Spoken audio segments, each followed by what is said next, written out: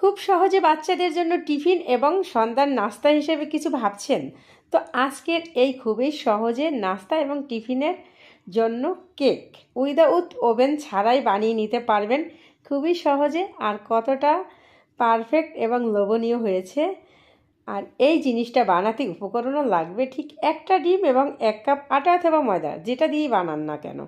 তো প্রথমে একটা বাটি নিয়ে নিয়েছি, বাটিতে নিয়ে নিয়েছি 1/3 কাপ চিনি এবং একটা ডিম, আর ডিমটা হচ্ছে রুম টেম্পারের।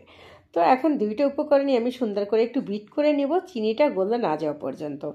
তারপর এখানে আমি ভ্যানিলা এসেন্স দিয়ে দিচ্ছি 1/2 চামচ, আর অফ ক্যামেরায় তেল দিয়ে দিয়েছি 2 চামচের মতো, রান্নার তেল। সেটা দিয়েও সুন্দর করে একটা হ্যান্ড উইংস দিয়ে বিট করে নিচ্ছি।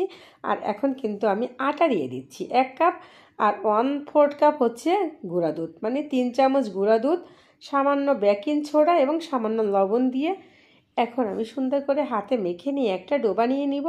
আর এখানে কোনো পানি দেওয়া যাবে না, ডোটা একদম এই ডিমের মিশ্রণেই বানিয়ে নিতে হবে। তো বানিয়ে নিয়েছি, হাতটা ধুয়ে নিয়ে হাতে কিন্তু আমি একটু ঘি লাগিয়ে নিয়েছি, এতে করে কেকের থেকে সুন্দর একটা ফ্লেভার ছড়াবে।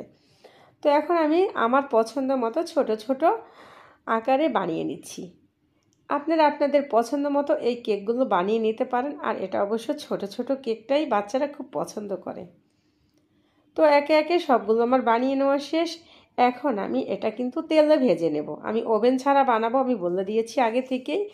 তো একটা কড়াইয়ে তেল বসিয়ে দিয়েছি, আর তেলটা কিন্তু কেমন গরম আছে এটা দেখে বুঝে নেবেন। তেলটা একদম কুমকুমা গরমে ছেড়ে দিচ্ছি, আর চুলার আঁচটা অবশ্যই লোতে রেখে এটা ভেজে নিতে হবে, তা না হলে উপরের সাইডটায় কালার এসে যাবে এবং ভিতরটা কিন্তু তেমন একটা সফট হবে না। তবে ধৈর্য সহকারে যদি ভেজে নেন, এটা যেরকম উপর সাইডটাও কালার এসে যাবে এবং ভেতরটাও একদম নরম তুলতুলে কেক হয়ে যাবে। আর এতটা পরিমাণ সহজ কেক রেসিপি কে না পছন্দ করবে। একটা ডিম এবং 1 কাপ আটা ময়দা দিয়ে কতগুলো কেক হয়েছে। আর এই কেকগুলো কিন্তু পুরা 1 সপ্তাহ থেকে 10 দিন রেখে বাচ্চাদেরকে টিফিনে অথবা সন্ধ্যার নাস্তা হিসেবে দিতে পারবেন, দেখবেন বাচ্চারা খুবই খুশি হয়ে যাবে। তো আমার কিন্তু ভেজে নেওয়া শেষ, আর এটা কতটা পারফেক্ট হয়েছে দেখেই বোঝা যাচ্ছে, তাই না? তো এখন আমি নামিয়ে নিব, এই যে নামিয়ে নিচ্ছি। আর এটার ভিতরে কতটা পারফেক্ট হয়েছে সেটাও দেখিয়ে দিচ্ছি। এই যে দেখেন, ঘুরিয়ে ঘুরিয়ে একটা সাইড একদম ফেটে গিয়েছে, আর অপর সাইডটা ঠিক আছে। একটা কিন্তু আমি আপনাদেরকে ভেঙেও দেখিয়ে দিব যে এটার ভিতরটা কতটা সফট, দেখেন।